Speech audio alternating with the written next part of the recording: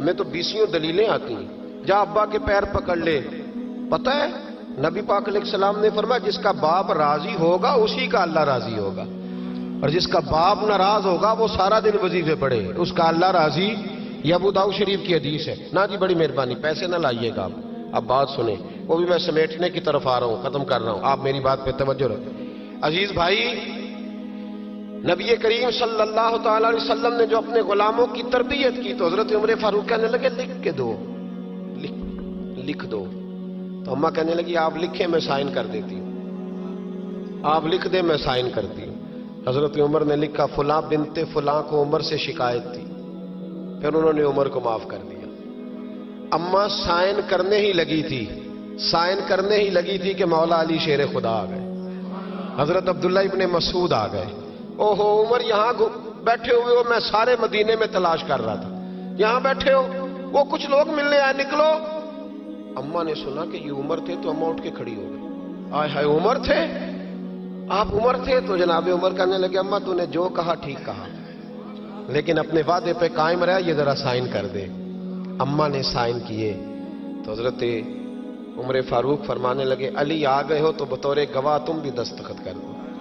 عبداللہ ابن مسعود تم بھی بطور گواہ جب سائن ہوئے تو جناب عمر نے رکا لپیٹا اور مولا علی شیر خدا سے فرمانے لگے علی یہ رکھ لو، مجھے لگتا ہے میں تم سے پہلے دنیا سے جاؤں گا، اور جب میں پردہ کر جاؤں نا تو یہ رکا میرے کفن میں رکھ دینا. اگر حضور علیہ السلام نے پوچھا نا میری امت کے ساتھ کیا سلوک کر کے آئے ہو تو رکا نکال کے کہوں گا یا رسول اللہ ایک بوڑھی ناراض تھی میں اسے بھی راضی کر کے آیا.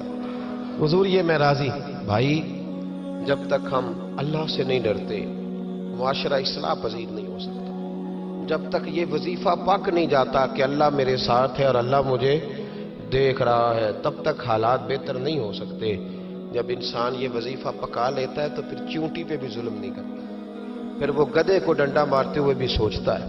پھر میرے بھائی وہ پھر احساس کرتا ہے کہ جانور کی وجہ سے ہی نہ قیامت میں پوچھ لیا جائے. لیکن جب اللہ سے نہیں، ہمارے اب نہ تو مراقبے رہے، نہ ہم تنہا مصلے پہ بیٹھتے ہیں، نہ رات کو رب کریم کو مناتے ہیں. نمازیں ہیں تو وہ بھی ساری دکھاوے کی، اللہ ماشاءاللہ ہمارے سارے معاملات میں دکھاوا اس تیزی سے آیا کہ روح کا وہ اجر اور دل کی وہ کیفیات ختم ہوتی جا رہی ہیں.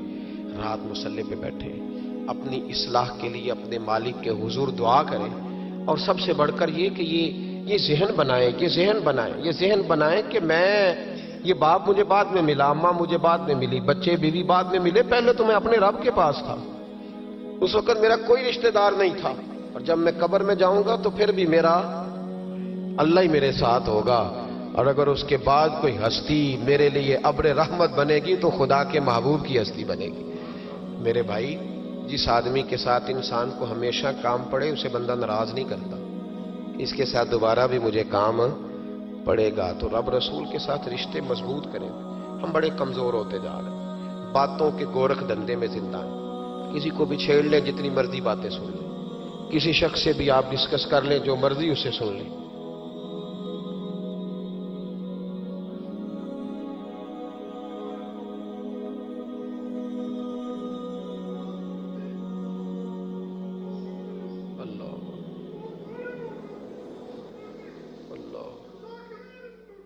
اللہ دیکھیں یہ کتنا جذبہ ہے. میرا خیال ہے میری تقریر کی تو ضرورت ہی نہیں، ان کے آنسوؤں کو ہی ہمیں مسجد میں لے آنا چاہیے. میرا خیال ہے یہ یہاں گفتگی کی تو حاجت ہی نہیں. آئیں گے مسجد میں آپ لوگ؟ ہلکا پھلکا ہی انشاءاللہ کہا ہے آپ نے. چلو پکے نمازی کئی دفعہ کہتے ہیں ہمیں نہیں انشاءاللہ کہنے چاہیے، اسی تو پہلا بھی ہونے ہیں. اور بھائی کہہ دیا کریں، مہربانی کریں کہہ دیا. آئیں گے انشاءاللہ تعالی. ایک بات سن لو ایک بات. انہوں نے رخ موڑ دیا ورنہ میں بات کسی اور طرف کر رہا تھا. نبی پاک صلی اللہ علیہ وسلم کی حدیث ہے مسند امام احمد بن حنبل، فرمایا من ترک صلاۃ متعمدا، جس نے نماز چھوڑی جان بوجھ کے، فقط کفر، حضور فرماتے ہیں اس نے تو رب کے رب ہونے کا انکار کیا. اللہ کے حضرت غوث اعظم رضی اللہ تعالیٰ عنہ نا، ادھر دیکھو میری طرف. اصل مصیبت یہ ہے، ایک صاحب نے مجھے آ کے کہا میرے لیے دعا کریں، میرا نماز میں دل نہیں لگتا. تو میں نے کہا نماز آپ کا مسئلہ ہی نہیں، نماز مسئلہ ہی نہیں آپ کا، مسئلہ اہمیت ہے. مسئلہ میں اپنے کسی سنگی کو فون کروں نا کہ 12 بجے آ، تو اگر تو میری کوئی اہمیت اس کی نظر میں ہوگی تو 12 بجے آ جائے گا کہ نہیں آئے گا؟ صحیح بتائیں.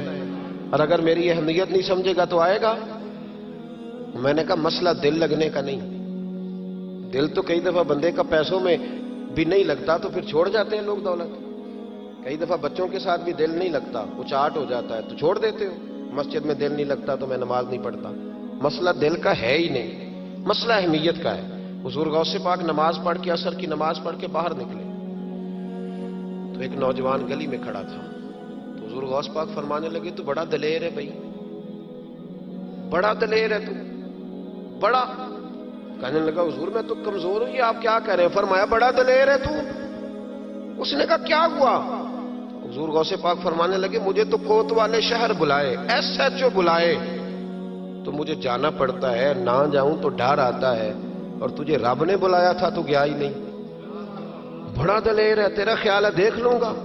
او بھائی خدا را، نماز کی تو کلیریفیکیشن ہی کوئی نہیں.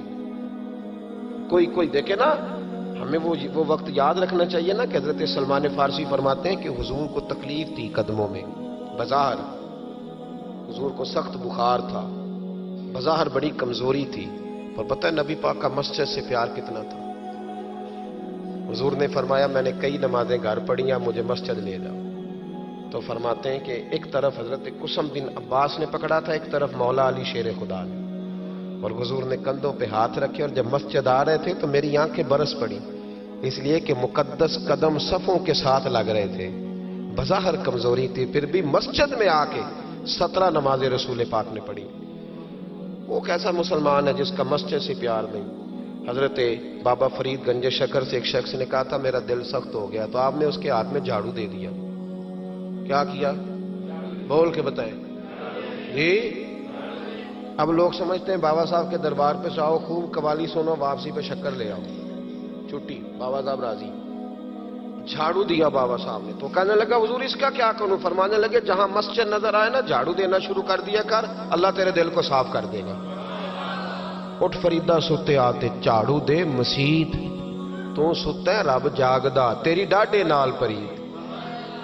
مسجد کا مزاج بنائے، مسجد سے محبت کرے. میں سفر پہ جاتا ہوں نا، جب واپس لوٹتا ہوں نا تو میں سنگیوں سے کہتا ہوں کہ میں ذرا مسجد تے دیکھ لیندے ہوں میری مسجد کا کیا حال ہے. مسجد ایک حسن ہے، ایک وفا ہے جس کا بڑا دل ٹھنڈا کرنے کو دل کرے نا. میرے ایسا وظیفہ بتایا کرتے تھے. ایک شخص کہتا ہے حضور اندر بڑا تکبر ہے، تو فرمانے لگے مسجد کے باتھ روم دھویا کر. جی نہیں تسی نہیں غور کیتا میری گل تے، کام ہی بابا اوکھا دسیا میں مسجد کے. اس نے کہا کیا ملے گا؟ تو آپ فرمانے لگے یہ نہیں سمجھنا کہ یہاں چودھری آتا ہے، یہ نہیں سمجھنا میرا شریک آتا ہے، سمجھنا یہاں اللہ کے مہمان آتے ہیں. اور بندے کا گھر سمجھ کے تو ہم یہ کر ہی نہیں نہ سکتے گھر کس کا ہے، تو پھر کوئی دقت تو نہیں نہ ہونی چاہیے. یہ جب آتا ہے نا رمضان شریف، الحمدللہ کچھ لوگ کہتے ہیں کہ میں ان کا پیر بھی ہوں، کچھ کہتے ہیں کہ آپ ہمارے استاد بھی ہیں، اور پیار کرنے والوں کی تعداد تو بے شمار ہی ہے. لیکن میں مسجد کی دریوں کے لیے خود بلاتا ہوں دوستوں کو، بچوں کو کہتا ہوں آپ مل کے دھو لیں. تو مجھے کہتے ہیں استاد جی اتنے بندے 7 پوتے 17 پوتے بابا اجے بھی کاک ہوتے، آپ یہ کیا کر رہے ہیں؟ تو میں کہتا ہوں کہ میں ہاتھ لگاؤں گا تو سارے دوڑ کے آ جائیں گے، اور مجھے بڑا مزہ آتا ہے. کبھی یہ کام کر کے دیکھیں. اور اگر اس سے بھی زیادہ سکون لینا ہو تو جو طالب علم ہے نا مدرسوں میں پڑھتے ان کو روٹی کھلا کے دیکھیں، ان کے کبھی ساتھ بیٹھے. ہمارے تو ہم محتمم کہتے ہیں جی میں کدی مدرسے جی لنگر چکھیا ہی نہیں. میں محتمم ضرور ہوں، میں نہیں کدی چکھیا، میں نیک آدمی ہوں. تو میں کہنا تو چکھیا کر تین پتہ لگے کہ جی تک کھاندے نہیں. ہاں وہ چکھیا کر، وہ تو تسی کھاندے ہی نہیں. آپ کے بچے تو ککڑ کڑائی کھاتے ہیں، وہ تو غریبوں کے بچے ہیں جو پتلی دال کھاتے ہیں. اس لیے مسجد سے پیار کریں، مدارس سے پیار کریں، مسجد کا کبھی ناغہ نہ کریں، مسجد کا کبھی ناغہ نہ کریں. امام شافعی فرمایا کرتے تھے جو لوگ مسجدوں میں آنے جانے کے عادی ہوتے ہیں مسجد قیامت کے دن انہیں ڈھونڈتی پھرے گی کہ یا اللہ جی آیا کرتا تھا اسے بلا، مسجدیں ڈھونڈیں گی. آئیں گے انشاءاللہ تعالی. نوجوان بالخصوص توجہ کریں مسجد کی طرف. جوانی میں عادت نہ بنے تو بڑھاپے میں بالکل نہیں بنتی. جوان نماز پڑھے گا تو بڑھاپے میں عادت ہوگی. اللہ تعالیٰ سمجھنے کی توفیق عطا فرمائے. اللہ کو جزا دے. اب میں نے ادھر بھی جانا ہے. جب تو آپ نے پہلے بھی بتایا تھا، پھر تو میں آیا ہوں تو پتہ چلا کتنا فاصلہ ہے. آپ تشریف رکھیں. یہ بڑے پیارے ہیں, یہ بڑے پیارے ہیں, محبت کے ساتھ فرما دیا. محبت ہوتی ہے نا جو کھینچ لاتی ہے لوگوں کو. تو یہ گئے تو جو بچہ ترتیب دیتا ہے تو اس نے کہا نہیں مشکل ہے, چونکہ مشغولیت کافی زیادہ 3 دنوں میں, تو میرے پاس آئے. تو بس طبیعت میں رنگ اس طرح کا تھا, میں کیا بھی انہوں نہ کریے اس بندے نے, جائیں گے انشاءاللہ. ان کا فائدہ یہ ہوا کہ کتنے کتنے اچھے لوگوں سے ملاقات ہو گئی. اور یہ بزم مجھے اس لیے بھی یاد رہے گی, اور یہ ہمیشہ یاد رہے گی. کسی شخص نے رو کے کہا ہے کہ لوگ